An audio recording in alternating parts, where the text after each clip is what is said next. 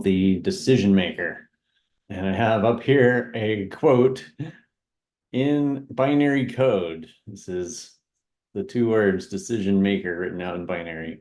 And I'll get into what that's about in a minute, but we're actually going to take that as an analogy for how we want to make decisions. It's all ones and zeros, keep things very simple and to allow us to make quicker decisions by allowing us only two options.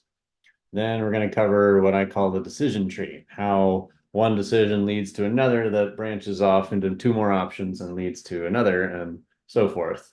And then finally, building skills downstream from decisions and how we think about creating skills by starting with the context of a game situation and building downstream from your decision to your skill so that it matters when you're practicing a skill, you know where it fits into the bigger picture of the game context.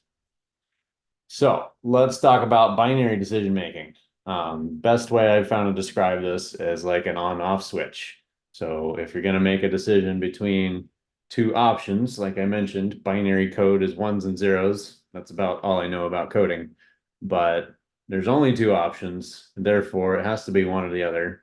But unlike binary code, where those two options are fairly equivalent, it's very important for decision making that you have an on switch. You have something that is your default move that is always on. For instance, we're going to talk a lot about catch and shoot versus drive scenario, closeout situation in a game.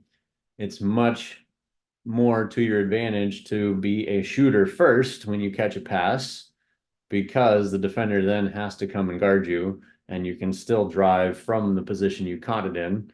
Where you were going to take the shot, you can go from a shot position to a drive very easily. But the opposite is not true. If you catch ready to drive, you're going to be lunging, leaning forward, and about to dribble, and actually have to rebalance, back up, potentially move backwards to get balance enough to take the shot. So if you were thinking drive and then you recognize their defense is way off of you and you got room to shoot and you have to back up and shoot it, you're going to have a lot lower percentage shot. And so we call that our order of operations, which we've talked about a little bit already. But we want to always be choosing which is our primary default move that is our on switch, and then choosing our counter move that's going to be the off switch, what we're going to do instead. And then the trigger, what I call a cue, is what triggers the decision to change. So always on, like shoot, shoot, shoot, always shoot. Defender's hand up would be a cue. That means drive. And I never had to think about driving until I saw the hand up. I was always going to shoot the shot, and I fully believed I was going to shoot the shot. The defender fully believed I was going to shoot the shot, and they overplayed the shot, and that's why the drive was now way more open than it would have been otherwise. So all this boils down to my favorite phrase I've been able to create out of this is two moves and a cue. You just need to know the game situation. What are the two best options to decide between given that situation, and then which one's the default and which cue you're going to use to flip the switch and do the counter move instead of the primary move.